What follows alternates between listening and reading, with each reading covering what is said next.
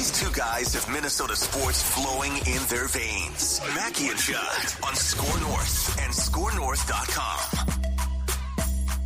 And welcome into Minnesota Sports with Mackey and Judd. Mackey out today, but we have replaced him with a far better looking gentleman, a guy that brings a panache to the show. We've merged, just like, Liv and PJ, we've merged with Doogie. This is what we've done here. So it's Declan, it's Judd, and it is the bonus scoop session with our friend Darren Doogie Wolfson, Channel 5 Eyewitness News Scoop podcast of fame. He's done 200 of those things or more, 300 of those things or more. It's incredible. And I'm going to start you off with this one, Darren. I'm going to start you off with a story that doesn't seem to go away. I've grown tired of it, but it continues to evolve, so that keeps my interest to a certain degree. What is the latest that you can tell me on the Vikings and Dalvin Cook? What looks like a separation after a report from Albert Breer of SI, I think it was on Monday or Sunday, that said that in March, the Vikings and Dolphins actually had an agreement on a trade, and it obviously didn't go through. What can you tell me is the latest on Dalvin Cook and the expectation? I think still he's going to be a former Viking here. Yeah, that is the expectation. Hello, Judd. Hello, Declan. Yeah, I'm with you, Judd. Like Uncle Mercy, right? We've just talked this storyline into the ground. To me, what's interesting is we've yet to hear from Dalvin. There have been efforts to get Dalvin to talk on the record, yet that hasn't come to fruition.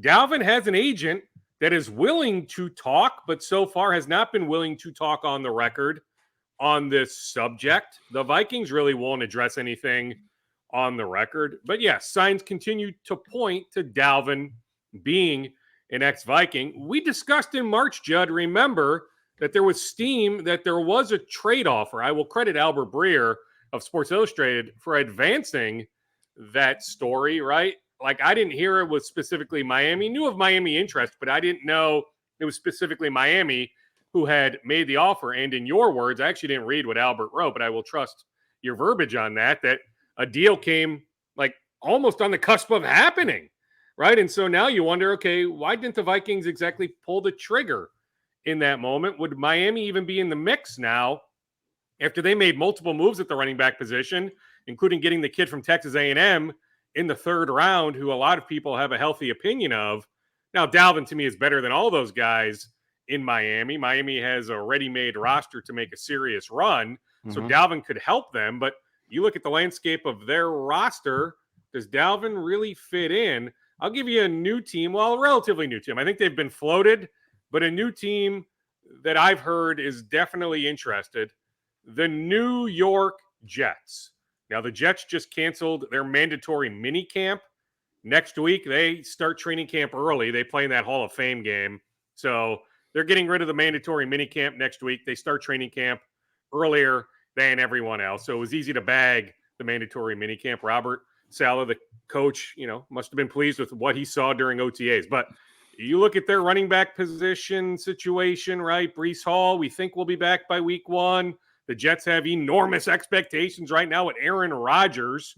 Well, they could use an upgrade at the running back position. So the story continues to linger on. I don't think, remember, we taped last Thursday, right? Reckless Speculation Thursday. Yep. And you guys thought, hey, let's get this thing up right away. There might be some Dalvin Cook news. I told you guys before. Well, did I not say, I don't think there's going to be news today. You did. Right? Because even though, Miami and Dallas, another team that I've heard at least internally has kicked around the option of adding Dalvin, that, June 1st was this magical date. The Dolphins and Cowboys created all this cap space, but it didn't necessarily mean the Vikings were making the move that day. I still will be surprised, I guess, if the Vikings cut him here in June. If it's July 27th, okay, I get it. Or August 27th, okay, I get it. But how does it benefit the Vikings to cut him right now? Why not exhaust all trade options until a trade literally is not in play? They were able to trade Zadarius Smith. Why can't you trade Dalvin Cook? And I get it. The number is high. So Dalvin is going to have to take a pay cut. I just have a hard time believing anybody is paying Dalvin that number. But at some point, doesn't Dalvin come to that realization? okay, I need to take some sort of cut. Let me just get on my way to New York or maybe Miami, maybe Buffalo, maybe Dallas. Let's just move on with this thing. But here's what I don't get. And this is what confuses me. So about 3 weeks to a month back, there was, I want to say, a report came out from, I don't know whom, saying that the Vikings were trying to do right by Cook. Like the Vikings were going out of their way to treat him well because he'd been here a long time. This at this point does not feel like doing right. This feels like the opposite. This feels like animosity city, baby, because you're holding on to a guy like Dukes, as you just said. You know, you're talking about July. Well, jobs are hard to get by then. Like teams are filled up. If Kwesi had an opportunity to trade this guy for a draft pick in March and didn't, what the hell was he thinking? Like, I don't know if that's like 100% true, but Albert is very plugged in. So yeah, let's take Albert at his word on that. But they're not doing that right to me is malpractice. That is botch city by Kwesi Adolfo-Mensah. Yeah. If indeed Miami was offering a pretty significant pick, not a first or a second, but potentially a day 2 pick, right? Maybe that pick that they ended up selecting the Texas A&M running back, right? If that pick was in play and the Vikings did not pull the trigger, like what? Hello? But I don't know that to be 100% true. I just know it continues to trend toward Dalvin being an ex-Viking. I continue to hear a lot of good things behind the scenes. In fact, after OTA access later today, we can bond out in Egan. We'll hold hands, sing Kumbaya like always, Judd, right? I hope to track down Ty Chandler because I continue to hear really good things behind the scenes, what the Vikings coaching staff thinks of Ty Chandler. Okay, so Alexander Mattison, number 1 running back, but they want to create some opportunities for Ty Chandler. Right, so how does Dalvin exactly fit in? We still talk about being a pass-first offense. You just don't pay, logically, a running back that much money. Right now, I mentioned last week, this slot last week, that, hey, there's some sense that maybe Dalvin is having some second thoughts, right? That maybe, okay, he's not going to make the money that he's currently set to make, that if he's going to take a pay cut, why not do it here in Minnesota compared to elsewhere? But even if the case, I just continue to have a hard time seeing Dalvin staying here in Minnesota. But hey, I'll continue to say, as popular a teammate as there is, incredibly well liked in that locker room. And I still think he's got at least one really good year in him. I get it. You know, you can look at the numbers last year in many different ways, right? The 0-yard runs, the -1 yard runs, the -2 yard runs, right? You can do a deep dive, Declan. I'm sure you have on the numbers, right? You can paint the picture that Dalvin is cooked in many ways based on his 2022 season. I just think the shoulder surgery he had in January will lead him to have at least one more rock solid year. So wherever he lands, I think Dalvin is going to have a good season. Dukes, forgive me if we did not share this juicy piece of reckless speculation. And hell, it might not be exactly completely true, but we got a nice note from a listener last Wednesday that he saw Dalvin Cook, Kwesi Adolfo-Mensah, Zach Hiller, and another person he did not recognize enjoying a nice little lunch at Mannys last Wednesday. Maybe talking the future, maybe talking to your point, maybe bringing him back. So clearly there is dialogue between both parties here. And even in the Albert Breer post, he mentioned that there was a thought of bringing back Dalvin Cook as an explosive complementary piece to Alexander Mattison. Now, I don't think that comes to fruition. I think Dalvin Cook is indeed elsewhere by the time week 1 rolls around. But clearly there is dialogue between these two parties to try to make right by Dalvin, whether that's by trade or restructure or however those cards end up shaking out. I am sending a text as you speak, Declan, to verify if said luncheon happened at Mannys. Let's see if somebody gets back to me during the course of this conversation. Zach Hiller is Dalvin's agent, for those who don't know. Zach represents a few players, including former Gopher Mo Ibrahim. He's got J.K. Dobbins, the running back with Baltimore. But Zach isn't, Athletes First or Creative Arts Agency, where he's got hundreds of clients, Drew Rosenhaus, right? So Zach, it's more an intimate, one-on-one type relationship where, yes, in theory, Zach could easily have been in town last week. There was some scuttlebutt that Dalvin has been in town at different points. Now he's also been in Florida, but that he hasn't exclusively been in Florida. So Declan, I am checking on that. But okay, let's just play this thing out. Okay, this luncheon happened downtown Minneapolis, Mannys. Okay, they're just trying to come to some sort of happy medium. Like you think about Zadarius Smith, hires a new agent, right? That new agent brokered the trade to Cleveland, right? So it's very possible that was the type of conversation taking place. It wasn't necessarily, hey, let's find a way to keep Dalvin in purple. Let's keep him here in Minnesota. Interesting stuff. Let's get to the Wolves next. But Declan, before we do that, I want you to throw up that beautiful picture of those videos of Throttle Therapy, because I want to talk to you about our friends at Power Lodge and Miller Marine, which is a marriage of throttle therapy between fun on the land and fun on the water. Look at that. Get in that boat. You put on Purple Daily, you put on Score North programming, and then you pull the throttle. And that is Throttle Therapy. Pick your power and head to Power Lodge locations: Brainerd, Onamia, Ramsey, and Miller Marine in St. Cloud. Temps are up and prices are down. Some of the summer deals happening right now: a Bennington pontoon at $28,800, and for a bonus, the first 8 people that buy are going to get a trailer for $1,888, or you finance it all, $288 a month. Whatever you need, you've got it. With over 300 pontoons in stock, powerlodge.com, millermarine.com are the places to check out. All right, Dukes, what can you tell us? All right, well, here's the update. You ready? Oh, you got it. Oh, God, yeah. Sorry. All right. Yes. Declan, what you just described, I don't know if it was specifically Mannys. I'll trust the person who shot with the that toast in there, Declan, but yes. Check on the toast. The toast is delicious. So it did It is. Yeah, you can't go wrong at Mannys, but yes. Okay. Declan, good, reckless, not even reckless right now. Not reckless now, confirmed. Good speculation initially that we then can follow up on.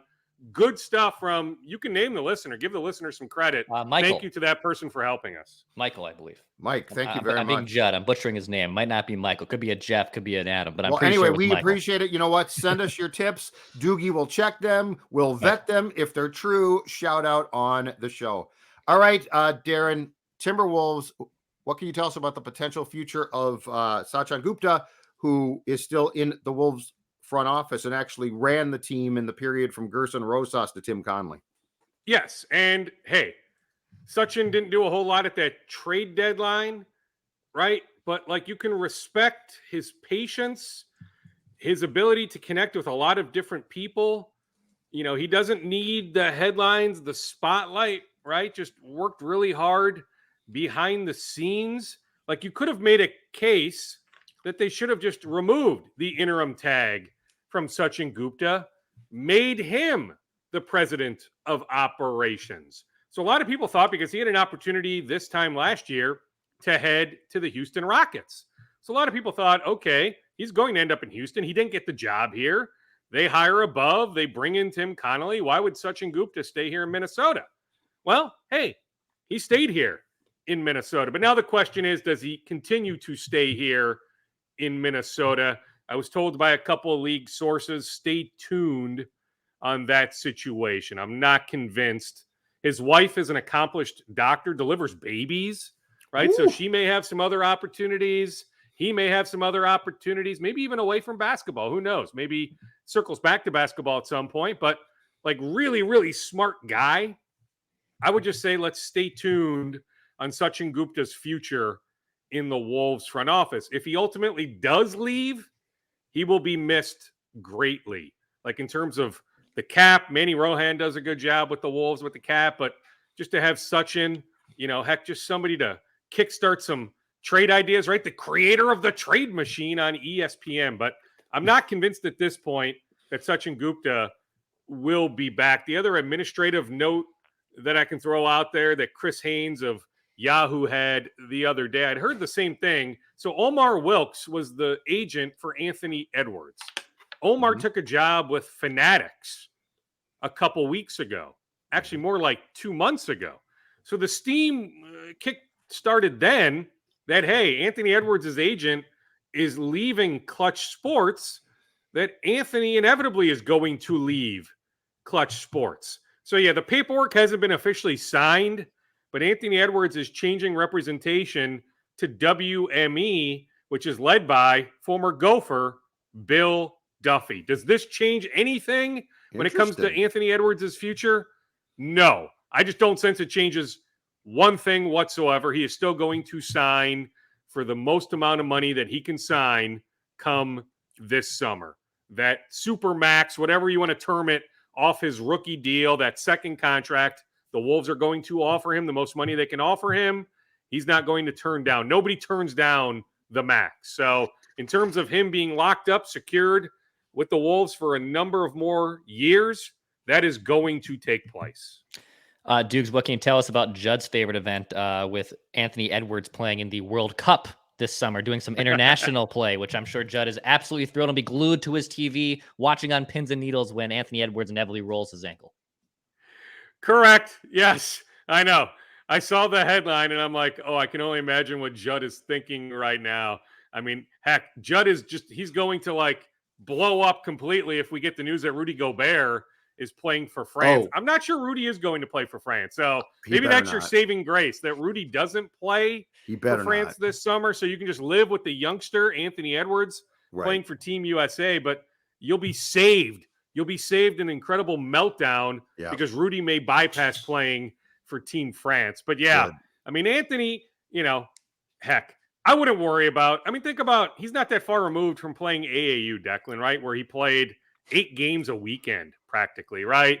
So I wouldn't necessarily worry about it. To me, it's a good thing from a conditioning standpoint. Sure, is the possibility out there that, something catastrophic could happen or something relatively minor, but maybe that could linger like an ankle sprain? Sure, I get that. But Declan, to me, he'd be playing pickup basketball anyway a bunch. He'd be in the gym working with his trainer. You're still working on cutting, all sorts of different things, right? An ankle sprain could happen wherever. So to me, from a conditioning standpoint, I don't mind this whatsoever. He suffered an ankle sprain in a similar practice for a tournament, right? Like a couple summers ago. Is that right? Yeah. He's been banged up some different points. Sure. Yeah. Right. You play that many minutes, you put that sort of wear and tear on your body, from a usage standpoint, especially on the offensive end. Sure.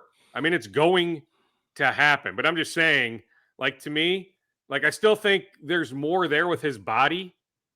Like, he's fine, but I think he can be even better in terms of muscle mass, losing some of that baby fat, right? So, like, to me, if he's going hard for Team USA, cool. Sounds good to me. I don't have a problem with it. All right, let's move on to the Twins, Dukes. And I have let me give you a couple more on the Wolves. Can I give you a little bit more on the Wolves? Yep, sure. So it's June 14th and 15th. Let me verify that in my phone. Scooby going nuts. Scooby. That's He's trying to tell you the dates. He gave you the scoop, and now you can't remember. And he's pissed. Well, no, he's a big Flag Day guy, right? So, like June 14th, he heard me say June 14th, and he's like, okay, it's Flag Day. He's June 14th. So the Wolves are bringing in some free agents for this mini camp, June 14th and 15th. Yep. But some guys have turned it down. So, like, I think the initial idea was a bunch of guys. It may not be that many guys, but the Wolves are bringing in some free agents, including Sharif Cooper, a point guard who has some NBA experience from his time with the Atlanta Hawks. So that's June 14th and 15th. Then they will bring in some prospects for workouts, draft prospects, June 16th, June 19th. It's not like the Wolves need to have, like last year, 12 different draft workouts. They only have that 53rd pick. So I know they're bringing in some guys, 18th and 19th. The closer we get, I can give you some names on that. But that will be a busy stretch for the Wolves, June 14th, 15th, 16th, then the 19th. All right, Twin Scoops. But before we get to those, Twin Scoops are brought to you by my personal friends from Finch Home Solutions. Cody Finch and his team do an outstanding job. And yes, if you think they like the purple, you are exactly right. But they are also your answer for all electrical work that you need done, installation, repair, or any other services. Storm damage, Finch can fix it. Outdoor lighting projects, car chargers, flickering lights, all of it Finch can fix. And as a person who had firsthand experience with them, I'm going to tell you right now, they are fast, they are efficient, they are courteous, they are professional, they do an outstanding job, and they get the job done. So if you have anything around your house electrical, don't DIY it. That's a bad idea. Call Finch or contact them online, finchhomesolutions.com, 612-357-2604, finchhomesolutions.com. Let Finch handle any electrical needs that you have, finchhomesolutions.com. All right, I want to get to the Twins, Dukes. And I want to ask you this question. Why on earth is Max Kepler still a Twin right now? He's hitting 192. He looks completely lost. And meanwhile, Larnach is set to go in St. Paul. And Matty Wallner continues to rip the cover off the baseball. How are we justifying this? And furthermore, on Sunday, Kepler hit cleanup, which I know that there's guys out right now, but that's still, I struggled to figure out how Max Kepler was batting fourth and is still here. Yeah, I mean, I was at the game on Sunday. I turned to Drugi pregame, and I'm like, well, you were in the pretty seats, right? We were way up in section 332, row 13. Box. I survived 2 innings. It was Little League Day at Target Field on Sunday. I survived 2 innings in that sweltering heat. And, yeah, we eventually moved locations. But, yeah, you were in the pretty boy seats in the press box, or maybe you were in the Legends Club. I don't know. But you were somewhere fancy, maybe the Champions Club. For all I know. So, yeah, I was trying to wave to you. We were way up there. I was waving down to you, but you never saw me. But I turned to Drugi pregame, and I said, okay, Alex Kirilloff is sick. He's been scratched. Kyle Garlick now in the lineup. What the heck is this lineup? This is like a AAA lineup. Okay, Jorge Polanco, no, but you get my point that the lineup on Sunday was dreadful. Then, lo and behold, late in the game, there's Alex Kirilloff in the on-deck circle. He got better as the game went on. Yeah. He's there to pinch hit. I'm thinking, how the heck did you not pinch hit him for Max Kepler? They let Kepler bat there. I'm like, what are you doing? I know. It made no sense. How do you have Alex Kirilloff in a tight game waiting in the on-deck circle? I had no problem with Willie Castro batting, but I'm thinking, with Max, what the heck? Judd, he just hasn't been the same since he came off the injured list from the hamstring injury. So I can't help but wonder if the hamstring issue, which can linger, is still lingering. But even before the hamstring issue, I mean, the numbers have been down going back, I mean, however long you want to go back, multiple years. He has a $10 million club option for next year. We know the Twins are not exercising that club option. It's a $1 million buyout. They're going to exhaust this a bit longer, Judd, but it's trending in the direction of you have to DFA him at some point here in the near future, whether it's Larnach or Wallner. Get one of those guys up. Wallner would be the guy to me, just based on, yes, small sample size, but what he did, for that stretch before he got sent down, then him not pouting, going down to St. Paul and performing at a very high level last week in Buffalo. So to me, they need to make the move, but there's no sense that move is like on the verge of happening. Maybe eventually, but I just don't sense. I was with Derek Falvey the other day. I don't sense that they're ready to cut the cord quite yet. I know. Name drop. I was with Derek Falvey there, and you said I was in the pretty boy seats? Yeah, I know. Well, yeah. I'm versatile. I'm all over the place, right? I can be in the Champions Club hanging with Derek Falvey pregame on Friday. Then on Sunday, guess what? I can be up in 332 row 13 where Giancarlo Stanton used to hit home runs during the 2014 home run derby. But yeah, I don't sense that a move is on the cusp. I love that bobblehead. I really do. Little Sid, well, you invoke those watching us on YouTube. Friend. Yes. Yeah. That's one of the all-timers right there. You've got dozens upon dozens of bobbleheads, but I'm not quite sure any touch that one. That Joe Ryan bobblehead, not bad on Saturday, by the way. I really like that Joe Ryan bobblehead. But yeah, I love that bobblehead. But I'm just telling you, there's no sense. We can lay out the case, right? The numbers speak for themselves, right? We all thought preseason, okay, this ban on the shift would somehow benefit Max Kepler greatly. Right. No, he doesn't hit the ball hard enough to that side of the field enough for the shift ban to make this big time difference. If you want to look at some of the other numbers, him barreling up the ball, right, that maybe there's some bad luck, batting average balls in play. But you know what? Over the course of multiple years, there's so much of a sample size. At some point, you have to say, you know what? It's not bad luck. That's just who you are. Yep. Right? So we know that Kepler is not going to be a Twin in 2024. So why not what will happen eventually happen immediately? So I'm saying it could eventually happen here sooner rather than later. But I'm just telling you right now, I just don't sense the Twins are on the cusp of making the move. Maybe relatively soon, but not right this second. I would still circle back to Miami. Miami at different points has had interest in Max Kepler. Miami is about the same record as the Twins. the two sides have obviously completed a transaction before very recently, right? Why not see? You'd have to eat some of the money at this point, but why not see if you could get something from Miami? Why not see if there's still a trade out there to happen with Max?